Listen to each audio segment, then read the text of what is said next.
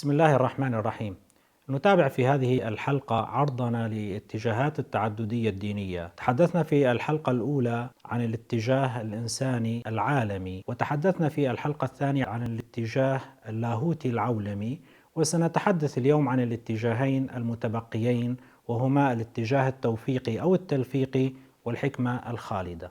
الاتجاه التلفيقي أو التوفيقي هو الاتجاه الثالث في نظرية التعددية الدينية، وتمثله عدد من الحركات الدينية الاجتماعية في الهند، ومن أهمها براهما ساماج، دعوة راما كريشنا، المجتمع الثيوصوفي، وأفكار غاندي الدينية. ينقسم هذا الاتجاه إلى فكرتين. الفكرة الأولى تقول بتقاسم الحق بين الأديان، وتعني أن الحق المطلق ليس وقفا على دين معين دون الآخر، وإنما له ولغيره الحق النسبي. انتشرت هذه الفكرة في العصر الحديث عن طريق الحركات الإصلاحية التي كان رام موهان راي رائدها في القرن التاسع عشر، وكانت حركته براهما ساماج من أهم الحركات وأكثرها أثرا على الإطلاق. وقد كان لكبير وتلميذه ناناك السبق في ذلك قبل 4 قرون، فكانت النزعات التلفيقية التي دعا إليها رام موهان راي لا تختلف كثيرا عن التي دعا إليها كبير، ومن أهمها إحياء عقيدة التوحيد وإنكار الشرك والوثنيات الهندوسية بجميع أشكالها، وإدانة الحياة التقشفية، وتقاسم الحق بين الأديان والتوفيق بينها. وما تميز به رام عن كبير هو توسيعه للدائرة التوفيقية لتشمل العناصر المسيحية، بعد أن كانت محصورة على العناصر الهندوسية الإسلامية فقط، وهذا ما جعل الناس يبالغون في تقديره. ولعل هذه العناصر المسيحية الموجودة في أفكاره تعود إلى الإرساليات التبشيرية المسيحية التي كانت على أشدها في القرن التاسع عشر. ولم تكن أيام كبير، فقد كانت في أيام كبير الهندوسية والإسلام هما الديانتان المتجاورتان في الهند حينها. خلط رام موهان راي في أفكاره بين الثقافات الدينية المختلفة كالهندوسية والإسلام والمسيحية، فهذه الخلفية الثقافية تكونت من دراسته للإسلام وعلومه واللغة العربية والفارسية والقرآن، إلى جانب دراسته للأساطير الهندوسية المكروهة عنده نتيجة تعرفه على الإسلام، فكان التأثير الإسلامي واضحا في أفكاره وسلوكه. وكان كثيرا ما يحب الاقتباس من أقوال أساتذته الصوفيين. ومن ناحية أخرى فإن دراسته المعمقة للأوبنيشاد والسنسكريتية والإنجليزية ومناظراته مع المبشرين المسيحيين كان لها أثر في تطور أفكاره، وهذا ما قاده إلى استنتاج أطروحته التي كتبها في رسالة له بالفارسية يقول فيها: إن الخطأ يعم كل الأديان بدون استثناء، مناديا بضرورة استخدام العقل وحده في فهم الأديان وعلاقة بعضها ببعض. فالأديان بنظره لا بد من أن تتم دراستها وتقييمها بالمعايير والمقاييس الخارجية العقلية بدلا من المقاييس الداخلية الذاتية، أي أن المرء لا يمكن أن يحكم على الأديان الأخرى بالمعايير الخاصة بدينه، وهذا ما جعل خصومه يتهمونه بالإلحاد ومحاولة هدم التقاليد الهندوسية.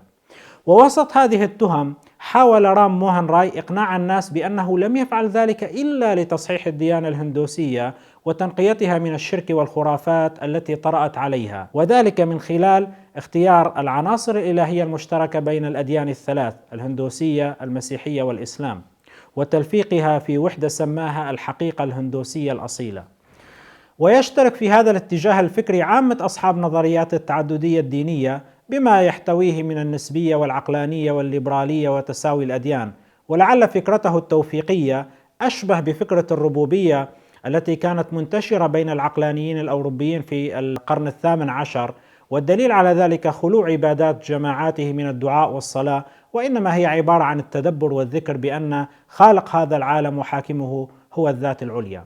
وكذلك تسمية حركته التلفيقية ببراهما ساماج أي المجتمع الإلهي، ويعني أن هذا المجتمع مفتوح لكل من يعترف بإله بغض النظر عن لونه وطبقته وجنسيته ودينه، بهدف تعزيز روابط الوحدة بين بني البشر المنتسبين إلى الأديان والثقافات المختلفة. وقد ازدادت هذه الحركة تطورا بعد وفاته، إلى أن تولى كاتشاب تشاندرا قيادة المجتمع الإلهي بعده، فقد أحدث فيه تغييرا جذريا، فقد حاول جاهدا نصرنة الهندوسية، وكان ذلك نتيجة لتأثره العميق بالمسيحية، ومع هذا كان كاتشاب يرفض أن يدعى مسيحيا، وإنما كان يؤمن بقضية تساوي الأديان، فقد عمل على جمع النصوص الإلهية من الهندوسية والبوذية واليهودية والمسيحية والإسلام لتتلى في عبادات المجتمع الأسبوعية. وبعد لقائه برامكريشنا جاء بأمر جديد سماه النظام الديني الجديد، معلنا أنه من عند الإله،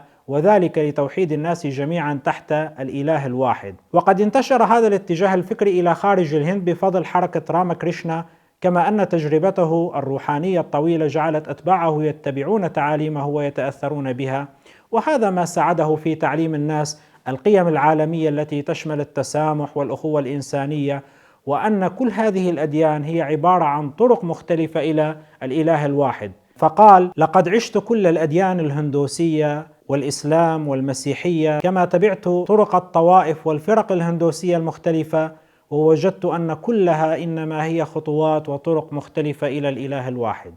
ووصف اختلاف الأديان كاختلاف اللغات في وصف الماء، إلى أن حقيقته يعني حقيقة الماء واحدة. ولهذا استنكر رامكريشنا الدعوات التي تهدف إلى انتقال الناس من دين إلى دين آخر، مؤكدا ضرورة بقائه على دينه الأصلي. وقد عمل تلميذه سوامي على نشر تعاليمه في العالم بعد وفاته. وجاءت الحركة البهائية معاصرة لحركة رامكريشنا، وهذه الحركة ظهرت داخل طائفة الشيعة في إيران، وهي تدعو أيضا إلى وحدة الأديان والإنسانية تحت الإله الواحد، وتحقيق الوئام بين الدين والعلم، وتحقيق السلام العالمي.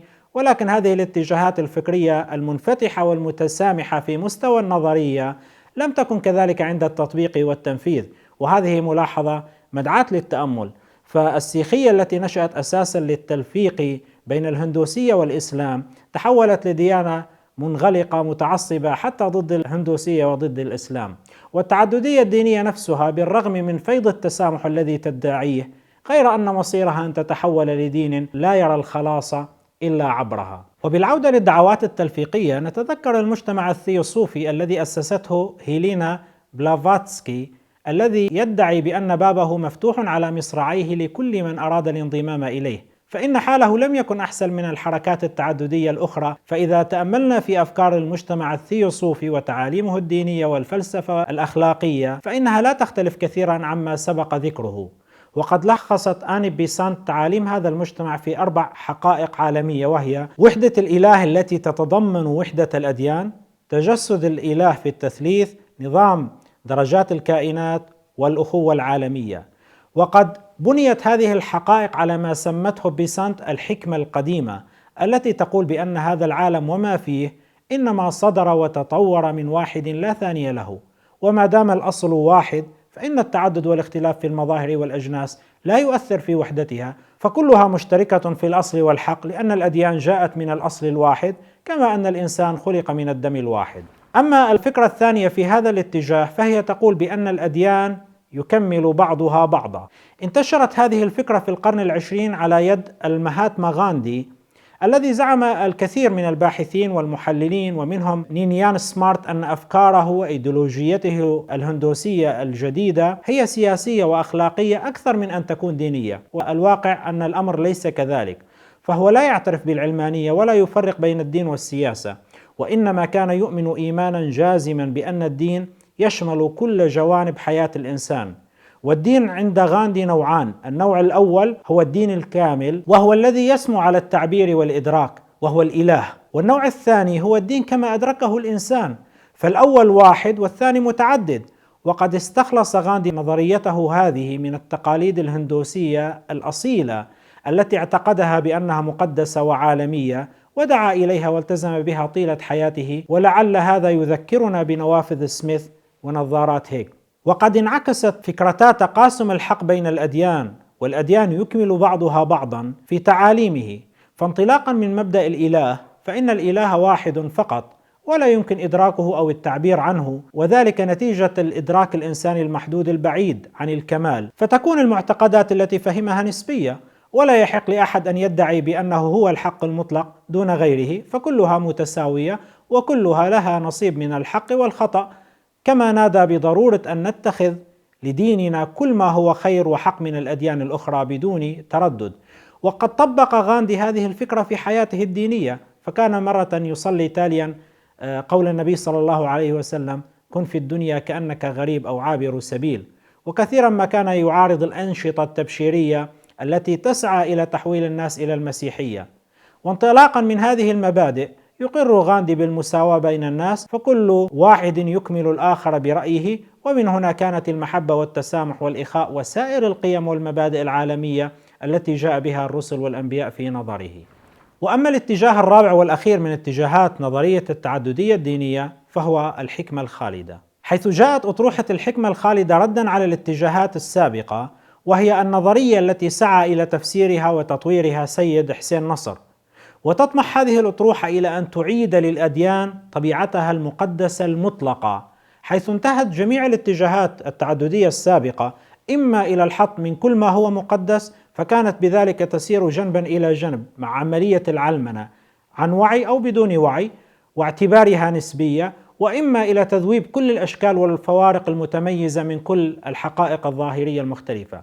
يعد سيد حسين نصر من أبرز مؤيدي نظرية الحكمة الخالدة، وقام بالدفاع عنها وتفسيرها وتطويرها، راميا إلى أن تعيد للأديان طبيعتها المقدسة الكاملة المطلقة، وتعاملها جميعا بالإنصاف والعدل في هذه القداسة والكمال والمطلقية سواء بسواء. إن الحكمة الخالدة لم تكن معروفة كفلسفة للحياة أو نظرة عالمية إلا بفضل جهود روادها الثلاث الذين دعاهم نصر بالمعلمين، وهم رينيه جينو وفيرث جوف شون وأناندا كوماراسوامي. إلا أن الذي قام بتفسير الحكمة الخالدة وشرحها وتهذيبها وتطويرها إنما هو سيد حسين نصر، من خلال محاضرات له عرفت بمحاضرات جيفورد ألقاها بجامعة إدنبرا في عام 1981 وطبعها لاحقا في كتاب. وبالتالي فالحكمة الخالدة اتجاه فكري جديد لم تتبلور معالمه بشكل واضح إلا من خلال العقدين الأخيرين من القرن العشرين، غير أن دعاتها يعتقدون بأن حقيقتها ومبادئها وأصولها قديمة قدم المجتمع البشري البدائي في كل أنحاء المعمورة، ولم يحصل لها أي تغير إلا في الأشكال والمظاهر والتعبيرات. وعليه يتبين لنا أن موضوع الحكمة الخالدة هو طبيعة الحقيقة الروحية الباطنية الأزلية التي هي أساس كل الوجود وجوهره، والتي تمظهرت في الحقائق. فالحقيقة الأولى هي الحقيقة الماورائية وهي واحدة فقط، والثانية هي الحقائق الدينية التي هي المظاهر والأشكال والتعبيرات المتعددة والمختلفة لتلك الحقيقة الماورائية. فالحكمة الخالدة ترى كل الحقائق في الوجود بما فيها حقيقة تعدد الأديان، وتنظر إليها من خلال هذا المنهج النظري. ويرى أصحابها أن كل الأديان الحية منها والميتة إنما هي تمظهرات وأشكال مختلفة لتجلي الحقيقة الباطنة الواحدة. وانطلاقا من هذه النظرة فإن للأديان حقيقتان، هما الحقيقة الباطنية والحقيقة الظاهرية، وهاتان الحقيقتان يتوسط بينهما خط فاصل أفقي، وليس الخط الفاصل بين الأديان عموديا كما يتبادر إلى الفهم لأول وهلة، بحيث يميز بعضها عن البعض، كأن يفصل الهندوسية عن البوذية والمسيحية عن الإسلام وهكذا. بدلا من ذلك فإن هذا الخط يمتد عبر الأديان جميعا ويفصلها أفقيا مرة واحدة في نفس الوقت، فيكون ما فوق هذا الخط هو الحقيقة الباطنة وما تحته هو الحقيقة الظاهرة. يبسط هيوستن سميث أحد دعاة الحكمة الخالدة لنا هذه الفكرة المعقدة بالرسم التوضيحي التالي: فالإله كما يعبر عنه هذا الرسم كان في نقطة الذروة أو في رأس المثلث، وكانت الأديان كلها تنهل من هذه النقطة، كما كانت في نفس الوقت تتقارب وتلتقي وتتحد في النهاية عندها أيضا. ومن هنا انتهى شون إلى القول بأن الوقوف عند هذه الأشكال والصور والمظاهر والتعبيرات الخارجية هو خطأ، واعتقادها بأنها مطلقة مطلقا هو خطأ كذلك. أكد شون موقفه هذا في كتاب آخر له وهو الإسلام والحكمة الخالدة، بما يراه من أقوى الحجج والبراهين في عدم نهوض الأمور الميتافيزيقية للتدليل، وهو الواقع المشاهد من التاريخ الإسلامي، حيث كان القديس يوحنا الدمشقي يقف صامدا ضد الإسلام وهو يتولى منصبا عاليا في بلاط الخليفة الأموي، وكذلك غيره من أمثال القديس فرانسيس في تونس والقديس لويس في مصر والقديس بالاماس في تركيا. فلو كان الإسلام الخارجي أو الظاهري هو المطلق مطلقا لما ساغ لأمثال هؤلاء الناس الطيبين من ذوي الإرادة الصالحة أن يفعلوا ما فعلوه من الصمود في وجه الإسلام متمسكين بدينهم المسيحي. وعلى هذا، على حد تعبير شون، يدل على أن الجانب المطلق للإسلام ولأي دين هو جانبه الداخلي أو الباطني، أما الخارجي أو الظاهري فلا بد أن يكون نسبيا ضرورة بالنسبة لعلاقاته وتعايشه مع الأديان العظمى الأخرى. وهنا نصل إلى فكرة المطلق نسبيا. إن هذه الفكرة ورغم تناقضها في التعبير فهي في حد وصف سيد حسين نصر غنية بالمعنى الذي في منتهى الأهمية والخطورة لحل مشكلة تعددية الأديان والادعاءات المتعارضة بالأحقية المطلقة. ويتم تفسير ذلك عند نصر من خلال هذه الرؤية التي تؤكد دائما ما سماه بالحق البدائي، أي المطلق فقط هو المطلق. وبناء على ذلك فإن كل ما سوى هذا المطلق من مظاهر التجلي عامة والأديان خاصة داخل في دائرة النسبية.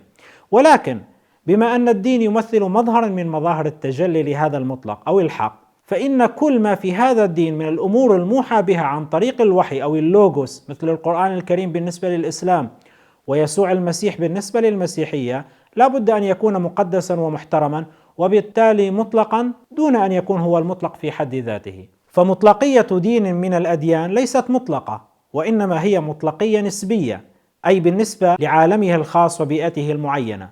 شأنها في نظر سيد حسين نصر هو شأن الشمس تماما، ففي داخل نظامنا الشمسي شمسنا هي الشمس، في حين أنها في الحقيقة ليست إلا واحدة من عدة شموس في المجرة. أما دون هذا المستوى فإن مطلقية الأديان نسبية، شأنها شأن اللغات المختلفة التي تعبر عن الحق الواحد المتجلي في العوالم المختلفة. يرى السيد حسين نصر أن هذه التفسيرات هي ما أريد به في الغنوصية أو العرفانية الإسلامية أي الصوفية من عبارة التوحيد واحد.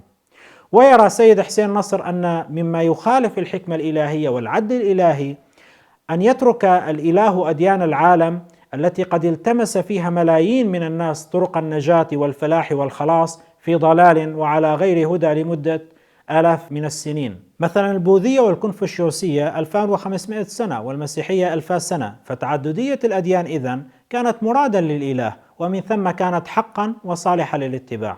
مع نهاية هذه الحلقة نكون بذلك قد عرضنا لنظرية التعددية الدينية في 3 حلقات، أرجو أن تكون مفيدة للجميع.